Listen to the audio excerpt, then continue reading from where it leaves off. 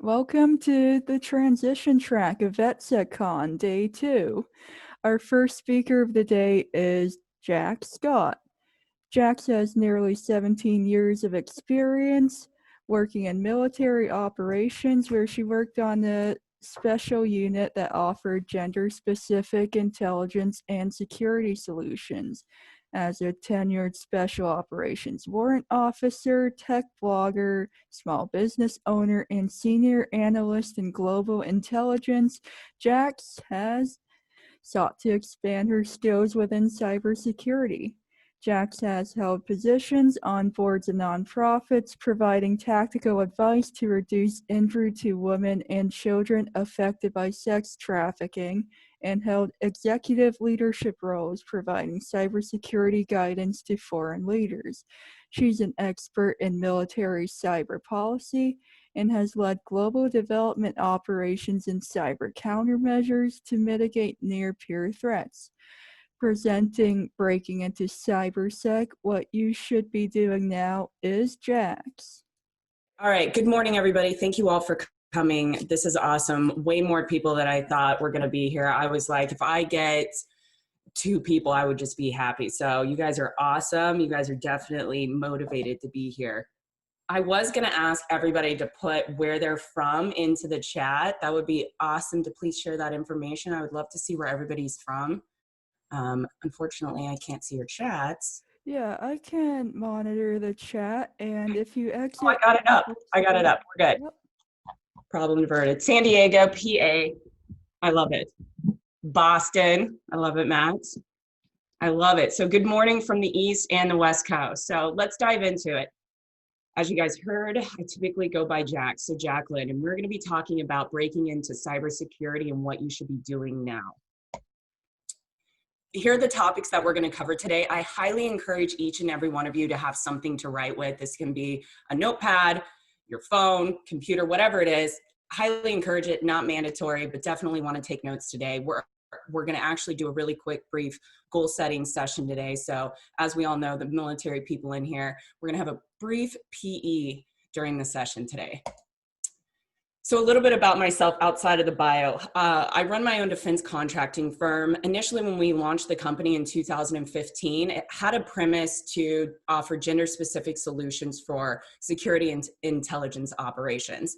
Outpost Gray was the company that offered highly trained women to work side by side with male counterparts. Eventually, I started realizing we need to do a little bit more and offer probably security within cybersecurity, because that is one of the fastest growing industries. So currently the company is in a transition phase right now where we're revamping to become more of a cybersecurity intelligence company. With that being said, I have a major passion for writing. So one of my hobbies is articles, blogs. And so I decided this year in my free time outside of graduate school to start Beans and Bytes blog. So if anybody, I wanted to say, if anybody is a content contributor and would like to partake in that, we're always looking for great authors on that. So that's a little bit about me, but it's not about me and it's about you all. So let's cruise in. So first thing, transition. Obviously, if you're in this track, you're interested in transitioning out of the military. So what is the first thing that you should start doing specific to cybersecurity? And I broke this down into 3 words into an acronym RIP. And if anybody's been to Ranger School or been involved in Ranger School, they all know what RIP is. So RIP, research, identify, and plan. And the reason that I wrote it out this way, and we're going to dive into each of these, is before you start doing anything and before you even start that transition, figure out who do you want to be when you grow up? What are you going to do when you get out of the military? And that's a lot of us. I'm 17 and a half years into the military right now. And I was fortunate that I started my transition in 2015 into the National Guard. And that was a tough time for me because I went from one type of lifestyle and everything was very structured for you into you had to be self-motivated and you had to redefine yourself. So the first thing that you need to do is research, what do you want to do in this industry? Research the industry and know your options. Some of the things that I would recommend is good old Google. You can't go wrong there. Research and identify, do you want to be a penetration tester? Do you want to be into cyber threat intel? What does that actually look like for you? reach out to your friends, reach out to LinkedIn and industry professionals. SANS, and we'll dive into SANS a little bit more further down. SANS has a great tool on their website that allows you to plan out your education roadmap. There's a lot of free resources to really research and identify, where do I want to be once I transition out? Then next, after you've researched, you're going to identify. You're going to figure out, okay, I'm going to use my career field, cyber threat intel. Okay, I've researched it. I realize cyber threat intel is going to have a lot of writing. You're basically creating stories. Okay, this is what I want to do. I've identified it. Now, on top of that, give yourself a couple of options. What I mean, thanks, John. I love it. What I mean by that is, for me, I would probably, my other option, because I've done some ethical hacking, that might be something I would fall back on, but at least have that secondary skill if CTI is something that I just truly hate after I got into it a little bit further. Another thing you're going to realize about this career field is it's completely different, just as we've seen in the military. And when we go to our like MOS or branch qualification schools, it's completely different in the real world. And once you actually get into it, and it's okay if you don't really like it, there you can pivot from that. So keep that in mind. You're never locked in this industry. And then biggest thing is find your personality. I love writing. I love telling stories. CTI was a perfect fit for me. And then next is plan. This is where I think a lot of people stop, is they research, they identify, and they start going for it, but they don't have an actual clear defined plan. And we're going to go into this briefly with that practical exercise I mentioned about the SMART goal setting framework. Create that plan, really set a clear intention. Where do you want to go with this? What company do you want to work for? And then go into your educational roadmap, and we'll go into this further on the SANS tool. What is that educational roadmap going to look within cybersecurity? There are so many certifications out there. It can be absolutely overwhelming. Decide what are those certifications and what are those steps to get to that. And then redefine your resume to fit that specific job. And I know this is a no-brainer, and the next class after this is actually going to dive more into this specific topic, but your resume is extremely important. I think even more so in this industry, because this is a specialized industry and they need to know, what certifications do you have? What experience do you have? And then know how to transition that information from the military into the civilian talk. So goal setting. This is where we're going to do a very brief practical exercise with you guys. So first framework on SMART is be specific. Make an I am statement. The what are you answering here? I am going to land a cyber threat intel job at FireEye by next year. And then make it measurable or trackable. What is that going to look like for you? You could use fitness, for example. A lot of people, so I want to run a marathon. That's my what. My measurable, trackable would be, I'm going to start running 6 miles a week. And then achievable and attainable, put it within your scope. What is going to be, for me, I would say 3 to 6 miles a week is actually achievable and attainable for me to be able to achieve that. And then relevant, why do I want to run a marathon? Is that relevant? It's going to help my health, which better health, better life. I can think better, I can clearer. So make sure it's within your career path and what you're wanting to do, and then be time specific. Set an actual end time for that. So right here, what I want to do is I want to give you not very long, 60 seconds. And I want you to take out your piece of paper, or if you have an electronic device, and I want you to write out, what is your what statement? I want to be a penetration tester. And then what is your measurable goal? I'm going to take a Udemy course next week, or I'm going to sign up for a Udemy course, 2 Udemy courses at the end of this month. And a Udemy is an online resource platform for doing cyber certifications, and they're at a lower cost, and set that out. And then I want you to create your scope, make it relevant, and then put an actual time on the end of it. So I'm going to give you guys 1 minute to do that. And if you're not done, that's okay. We're going to keep cruising forward on this. Brian, that is absolutely true. Your first job won't be your forever job.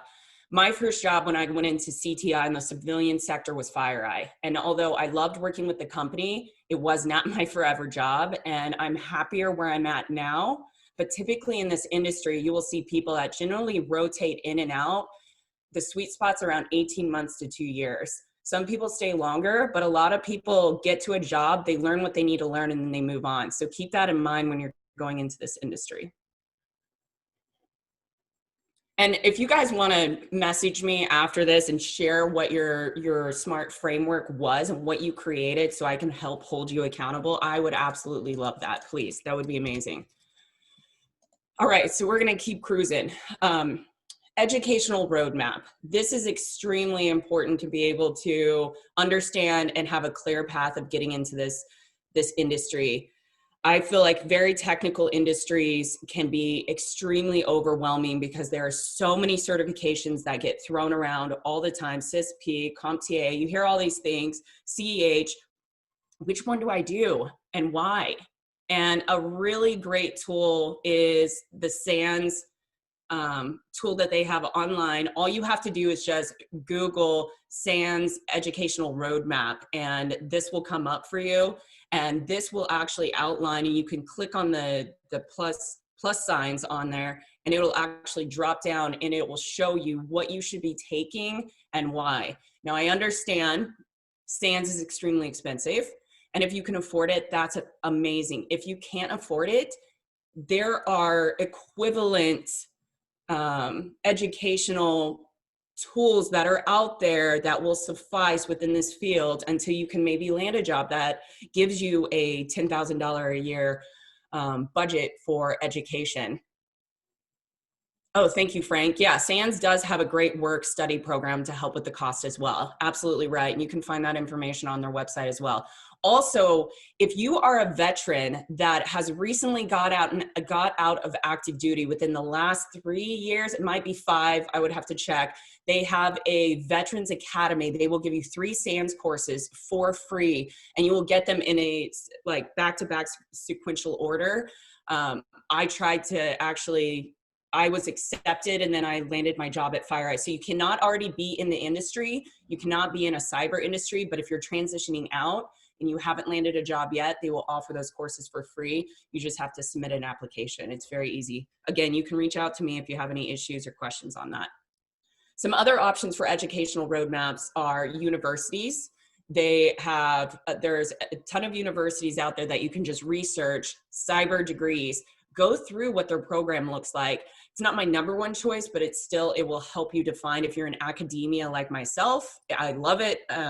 Tech schools, there's a lot of different tech schools. Online resources, Udemy, Cybrary, those are great resources that you can get onto that have reduced rate certifications around $100 to $200. You can do a ethical hacking course on Udemy. I think mine was, I got it on sale for $25 and it's usually like $200.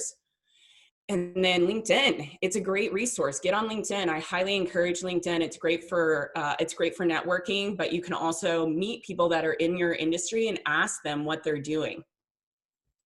Awesome. I love it. Thank you guys for putting all of this information in the chat. Syracuse University. Yep.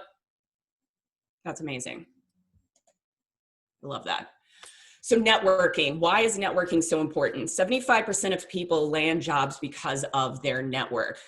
Let that sink in a little bit. That's a big number. 75% land jobs because of their network.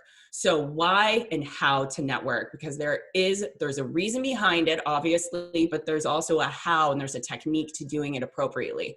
So the why, there's a hidden job market that a lot of us don't know about because it's referral based or it's all about who you know. And some of these jobs aren't posted.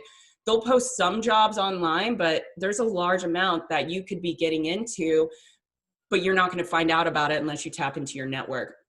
40% of new hires come from referrals. So the how, and I want to, this is common sense, but some military folks, and I've seen them, and I will say I was one of them. We do network events in the military much different than in the civilian world. The biggest thing when you're in the civilian world and you're going to go network at a cybersecurity event, make sure not to overdrink. go in having talking points, refine your interpersonal skills, realize that the people that you're going to be around at these networking events, you may just have one chance to make an impression. And being drunk or not having appropriate talking points and not showing that you know the topic that you're bringing to them or wanting to talk about could be your one and only chance. You may not get another opportunity. And then in this industry, networking, it's a relationship. Let it be slow. I love the network that I have now within cybersecurity, and people are very supportive. And if you need help, they will help you, and they will provide resources to help you along your journey. And then I added some reads at the bottom that I have personally enjoyed. Never Eat Alone is amazing. And then Emotional Intelligence, it really digs into those interpersonal skills and how to refine them, and great active listening techniques. Don't overdrink. It's so true. Education, this is key, especially from somebody like myself who's in academia. Now, when I say education, I do not mean universities. I do mean certifications, reading. For myself, every single day, I am in the mornings, I block my calendar off from 9 to 10 a.m. I typically sit down at my desk around 8:30, and I start reading OSINT. I start reading news reports. I look through my Google alerts and see what's been out there for new and emerging malware, what's the recent trends. Some days, a lot of days, I'll get information that I can share with my group and keep us abreast of these emerging threats. It's very important that you in this industry, you've got to be education hungry in whatever way that is for you. If that's certifications, is that academia, whatever that is. Some websites for knowing your resources. Again, website, SAN, big fan of it. Udemy, Pluralsight, Cybery. I love these sites. These sites, I actually have them listed in one of my blogs. They're great resources. Udemy is awesome at giving like 80% off discounts for classes. You just have to go in there and watch. You can get free or overly discounted rates for courses that can help you build these foundations and not feel so overwhelmed as jumping into a SANS course right off the bat. I'm a big fan of reading and podcasts. Here are some of the ones that I recommend. Maybe anybody in the chat, if you have any others that you would like to recommend. I'm a huge fan of the CyberWire. They have a pro version. It's awesome. It's great intel. ZDNet, the Hacker News, and Bleeping Computer are my go-tos, usually first thing in the morning. And then the talks that I would recommend, the one coming up right after me, and I had the gentleman's name, and I'm so sorry. I think it's John. I'm so sorry if I got it wrong. He's going to be talking about resume building and going through how to prepare yourself for setting yourself up right to get into a cybersecurity job. So I highly encourage you to stay online and go into that. And then here's some of the additional talks that I encourage you to go into that would be good for helping you decide on different certifications and everything like that. Thanks, Brad. I appreciate that. SANS Internet Storm Center. Love that. And then, as you guys know, big fan, reading, education. I recommend writing these down. At least commit to, if you haven't already read one of these books. The Sandworm is great for digging in and understanding the threat of sandworm. It's a foundational read, I believe, for if anybody's wanting to get into CTI, that's on here. Emotional Intelligence, you could not, I think everybody on the planet Earth should read Emotional Intelligence. Never Eat Alone is great for networking, understanding how to do networking, why to do networking. And then my biggest fan is the CyberWire podcast. I listen to it every single day. They're quick ones, 20 minutes. Awesome. All right, look at that. And I hit the 5-minute warning. So I wanted to stop right at 5 minutes to open this up for any questions. I did put a link down at the bottom for resume and career assistance. Hiring our heroes is amazing. I reached out to them, and it took me 5 minutes to go through their account setup, and you give them all the information. You tell them a little bit about yourself, what kind of career field you're wanting to go into. Then you provide them your current resume, and you will have an advisor assigned to you one-on-one to help you build out your resume. And what's great about it is they will not just give you a generic resume, they will give you multiple resumes that are specific to that job that you're looking for. You can even share a job that you're actually going after, and they will help you with that. On top of that, they will assist you with job searches, and they will assist you with interviewing. So it's a great resource. Highly encourage it. That is all I've got. I'm going to open up the floor if anybody has any questions or anything like that. The Business Alchemist by Pilar Godin. I haven't read that. I'll have to check that out.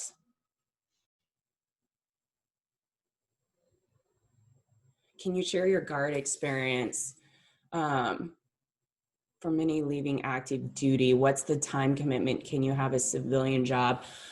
Okay, so for my guard experience, I'm not sure of your question entirely. Are you talking about my guard experience within the transitioning process out of active duty and how supportive they were with going into having a civilian job? Dave, is that what you're asking? I think that's, oh, got it. Okay, good question, Dave. So yes, I encourage that. It's all dependent on your unit. I'm going to preface that. I was in a National Guard Special Ops unit when I first transitioned out of active duty. So I went from an active duty SF to a National Guard SF.